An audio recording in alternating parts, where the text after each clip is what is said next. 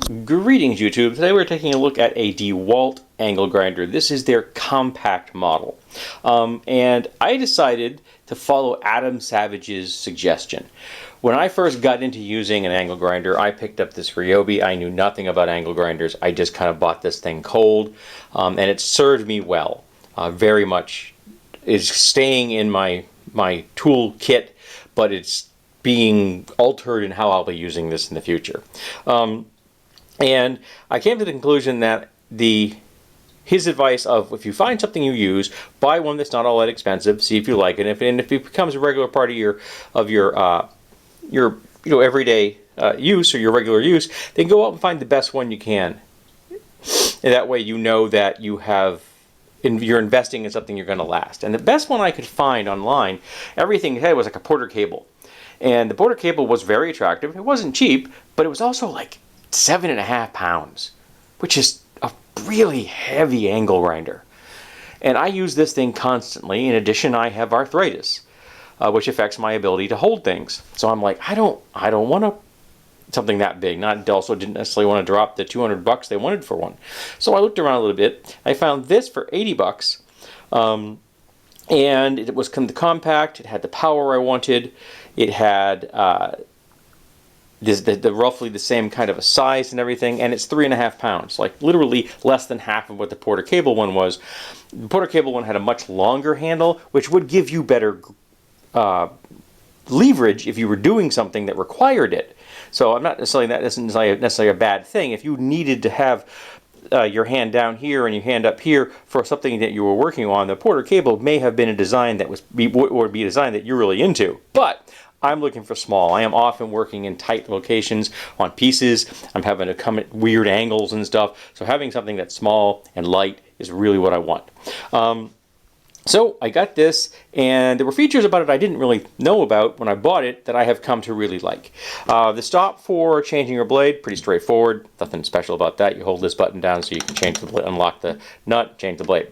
This, though, I didn't know it was present on this. And this is a tool-free adjustment for your guard. All I have to do is flick this, rotate it, lock it back down, you're good to go. Now, I admittedly don't change this very often, but I know there are people who do. So having something that doesn't require to get out a screwdriver, because if I want to change that one, I have to get a screwdriver out to do it. This, I don't.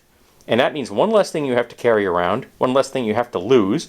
And if you're a person that uses this and you're making adjustments regularly, depending on what your kind of projects you work on, this could be something that you really like.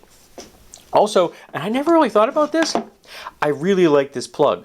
I know that's a weird thing to say, but this plug, the way this recesses in here, it's really comfortable. And again, I have arthritis. Something that's a little bit on the chunkier side that has a recess that I can grab that requires less this force, because I've got a recess for my fingers, is something I really appreciate. I didn't know this thing had that feature when I bought it, but I'm very glad it does.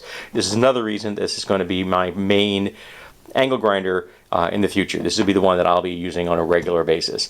Now, I have never been a fan of some of the DeWalt hand tools I've encountered. I love their bits. I think their bits are very good quality, and I literally carry DeWalt bits on my person every single time I walk out the house. I've got some on my person right now. I carry a bit driver on me all the time. But their knives and their multi-tools I thought was absolute crap. I really don't like their knives and their multi-tools, okay? And I'm very unimpressed by that. But however, I'm really liking this thing. The only downside is that this is a shorter plug. I kind of got used to, let me show you. This is a really, really long cord. And I got kind of used to having that really, really long cord. So when I suddenly found myself in a situation where I didn't have that really long cord, that became a little annoying.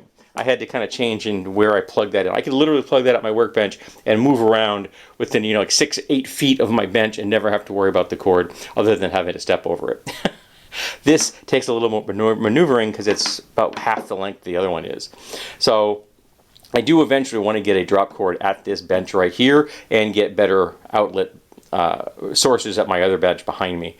So that's the only real downside to this thing for me, which was the length of the cord. And in the greater scheme of things, that is nothing.